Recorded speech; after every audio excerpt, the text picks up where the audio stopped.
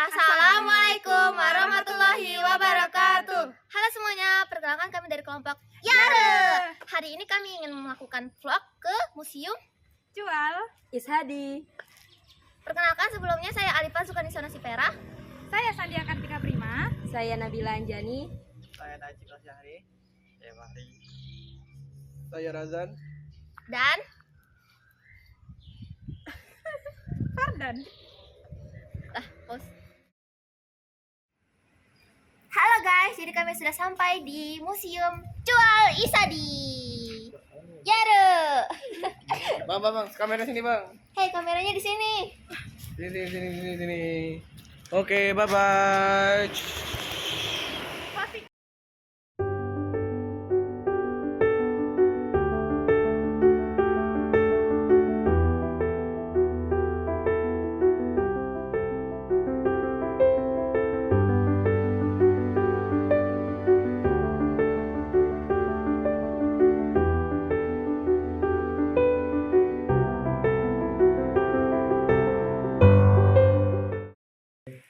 Kita beralih ke apa tuh yang familiar bagi kita, terutama bagi Semaneta, karena Semaneta tuh hari Rabu memakai kain baju Melayu. Nah, seperti yang bisa kita lihat dari sini,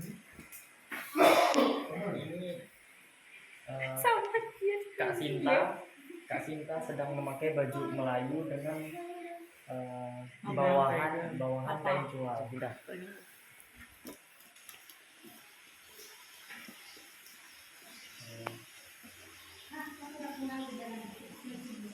Oke, sekedar just for your information, ini penghargaan didapat pada tahun 2009.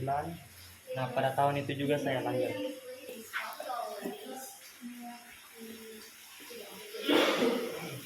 Kali ini kita pindah ke Kak Sarah. Di sini Kak Sarah memakai Baju tempur. betul, baju tempur. Ini kebetulan perisainya lagi di servis. Di sini kita bisa melihat bahwa dia memakai baju cosplay. Ini baju cosplay manik-manik nih. Tuh bisa kita lihat. Tuh, maaf ya Kak Sarah.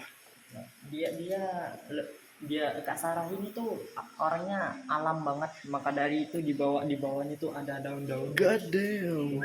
Bisa kita lihat tuh, tidak boleh diintip guys karena Kak Sarah itu pemalu ya, jadi iyalah. Makasih Kak Sarah, Dadah. say dadah tuh Kak Sarah, biar durasi videonya nggak lama dan kita bisa lebih memahami materi yang disampaikan serta lebih memahami budaya kita sebagai warga Pangkal Pinang sejati. Nah, kita langsung saja ke depan lagi. ke Noplet. Oke, bagaimana Noplet? Kak. Keren sekali, saya langsung ingin memotretnya. Kak. First impression Kak, masuk ke museum Kak. Awesome.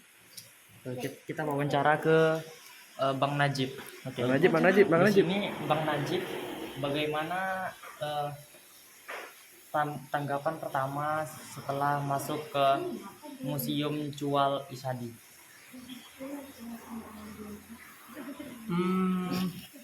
Perasaan saya sangat wow, bagus sekali.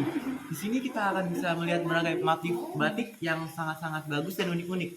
Dan juga kita bisa melihat berbagai macam pakaian seperti itu, dan juga kita bisa membaca tentang sejarah-sejarah kain cual. Nah, terima kasih. Oke, kami akan mengadakan kuis dadakan. Seperti Pak Yon. Betul. Kain cual ini berasal dari mana dan ikonik di mana? Kak, izin tanya Kak. Kain cual ini merupakan karya luhur jadi warisan budaya yang secara turun-temurun dijaga kelestariannya Di di berbagai daerah. Berluas. Nah, ini jawabannya kunci kita. Ini orang curang nengok kunci jawaban. Kak, misi Kak. Ya Kak. Kapan? Sometimes you must cheat guys. This is information. Alright. Ini nggak ada loh, nggak ada rekam.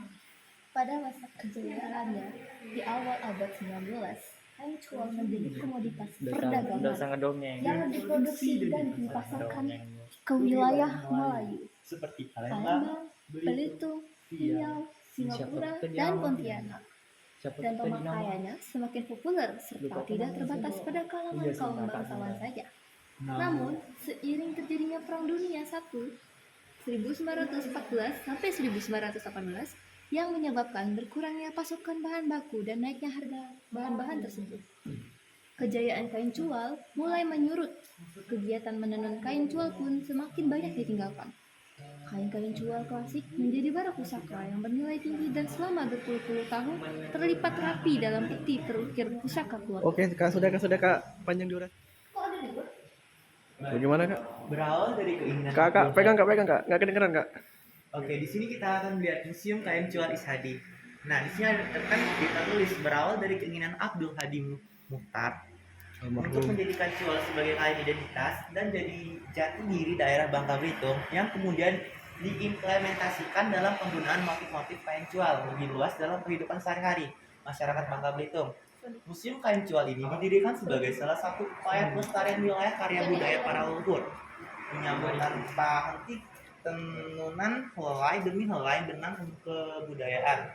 Semoga menjadi media pencerahan bagi kita saat ini dan yang akan datang. Terima kasih. Pada segmen kali ini kita akan menjelaskan tentang alat dan bahan pada zaman itu untuk membuat kain cual khas Bangka ini. Yang pertama bisa kita lihat itu benang sutera yang dicelup warna dan benang emas nih yang secara teknis penempatan pada alat tenun terbagi menjadi dua. Nah, yang pertama itu benang yang disusun vertikal sepanjang disebut benang lungsi. Benang lungsi. Lungsi apa kak? Benang lungsi adalah benang yang disusun secara vertikal. Oke, itu intinya benang yang disusun secara vertikal itu benang lungsi. Seperti kita lihat, ini contoh dari benang lungsi ya. Tuh, benangnya disusun secara vertikal. Itu kocak. Tuh, Oh ini. di situ. Nah, disusun, jangan orang ada. Nah, yang kedua itu ada benang yang disusun secara menyilang horizontal disebut benang pakan yang berfungsi untuk membentuk motif. Jadi dia benang lungsi itu kan gini. Nah, kalau benang pakan itu dia kayak gini. Jadi kayak gitu dia membentuk suatu motif. Cocok. Nah, ini bisa kita lihat Itu alatnya bang. alat yang dipakai itu di bagian A ini namanya dayan. Seperti yang bisa kita lihat, dayan ini berfungsi sebagai penggulung benang lungsi. Nah, di bagian B ini adalah cacak gitu. Oke, baca sendiri lah. Malas. Emang kesemuji. Oke, tuh bisa kalian lihat muntok. Oke sudah. Oke, setelah itu kita bisa melihat gambaran pada zaman awal abad ke-19 itu di sini dulu. Warga Bangka Belitung. Halo kak. Ini kak. Ya, kameramen di balik layar memegang HP terus. Ya. Jadi karena teman-teman saya tidak mau timpang, tidak mau adil, jadi saya harus turun tangan juga. Padahal saya sudah megang kamera susah itu. Jadi